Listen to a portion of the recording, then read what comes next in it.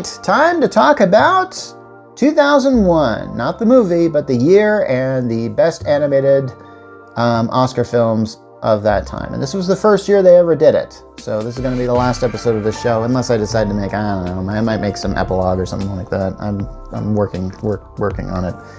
Anyway, so the nominees were this year were Shrek, Jimmy Neutron, Boy Genius, and Monsters, Inc. And the winner was Shrek. Yeah, okay. I'm not going to argue on this one. You really think I'm going to argue on this one? Shrek is a great film overall. It is really awesome. I love watching it. I don't care how good or not good the animation is. I actually think the animation still holds up. I'm actually surprised this film is as good as it was, and I think everyone else was really surprised at it too. I get the feeling like DreamWorks probably did a Hail Mary pass with this, not really expecting this to be as big as a hit as it was. And now we have like several sequels and another sequel on the way for it.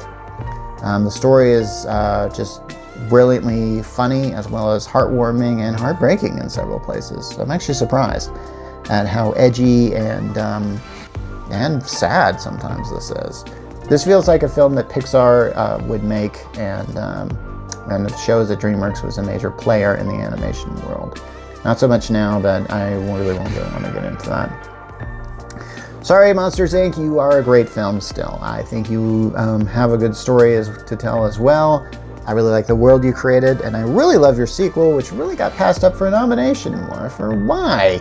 Anyway, the story is great. It is just as funny, and you had a lot to compete with Shrek and the Harry Potter movie, which had come out around the same time. I mentioned Lord of the Rings, I think, came out this year. Yeah, 2001 was a good and bad year, and I'm not going to talk about the bad. So, as far as what, Jimmy Neutron? Did you really take it? Because it just was there really any other options for that? There was, and I'm going to get into that, but I'll talk about Jimmy Neutron now. I've watched this film. It's a funny little film. You're not really supposed to take it seriously, and because, I mean, can you believe this film about this boy genius trying to do this? Well, no, you can't. I mean, you're obviously not supposed to take it seriously. They go into space with amusement park rides, for crying out loud, and they land on an asteroid, and they're still breathing, for crying out loud. You're not supposed to take any of this thing really seriously. So, yeah. Eventually they did the show, which I found out it was an offshoot of this. I actually thought that the show came first. So yeah, and I think there's a lot of things like that. And I think now, if I'm pretty sure, I don't really think I've ever seen like a best animated film that was based off a show that turned into a movie get nominated. Maybe there might be one of the criterias. I don't know. Maybe I'll have to check on that. Okay, so let's talk about Atlantis: The Lost Empire. Why was this not nominated? Why did Jimmy Neutron get nominated but not this? If you're gonna pick three, why did that not get put in the third category? Atlantis: The Lost Empire is a film I love to watch. It's a great adventure story, but sadly, these great adventure stories that don't really have Disney princesses or musicals in them don't really work out very well for Disney. Just look at some of these other nominees I've talked about, like Treasure Planet and stuff like that. Why don't those work? I don't know. I'd love to see a live-action version of this. Where's that, Disney? Can you give me that instead of Lilo and Stitch? All right, this is starting to sound like one of my rants. And when I say rants, I tend not to get very angry on my rants.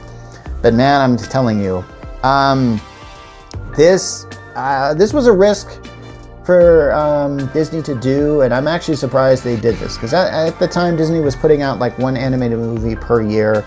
And I really felt they were trying to put and they usually try and put their best in it. You remember the Disney Renaissance where you would get like really one decent film a year, and some of those were like Hercules, Mulan, Tarzan. Really good films, and I'll talk about those some other time. But Atlantis: The Lost Empire deserved a nomination. Jeez. Okay, so what probably doesn't deserve a nomination is Final Fantasy: The Spirits Within. This one I really wanted to see because I thought the animation on that looked gorgeously beautiful, and it's weird that animation I think looks better than mocap style animation, but in spite of its style, there's really I really found it hard to find a story in this film, and honestly it has nothing to do with Final Fantasy really, so I don't even know why they called it that, because there is actually a Final Fantasy movie that, oh crud, did I not talk about that? Shoot, okay, every once in a while as I do these things, I realize there's a movie that I skipped talking about. I forgot when that Final Fantasy movie came out. Shoot, I'm gonna have to... Anyway, so, but yeah, that just didn't deserve an Oscar nomination, so... hey, you remember Waking Life? Yeah, this is another rotoscope film. I think it's done by Richard Linklater. Okay, I don't know this, but I think that this person did the Scanner Darkly, but I don't know, okay? I really need to verify that. I probably should have verified that. Okay, fine, let's just say Waking Life exists. It's a film where just characters just talk about life. And it's really just a film that was filmed and they just animated over it. Thanks to rotoscoping, you can kind of do that. I've watched it. I think it has some interesting points to it, but here's the thing. That's all it really is. It's just people talking about interesting stuff. You can't really make a film out of that, and even if this film...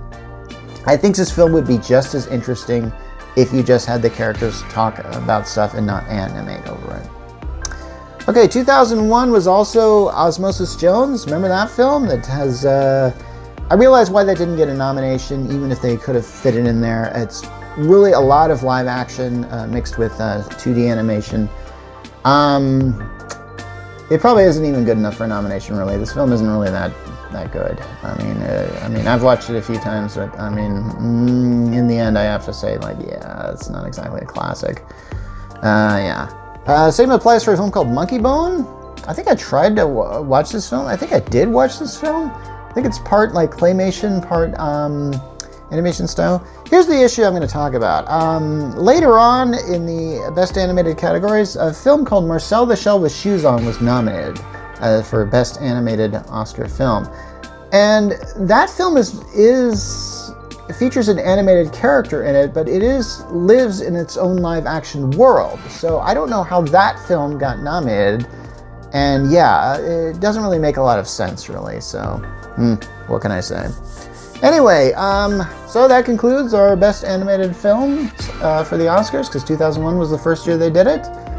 I'm not sure what I'm going to do after this, but just keep watching The Geek Church, and we'll have something for you. You can count on that. Anyway, this is Mark Rollinson, The Geek Church, signing off.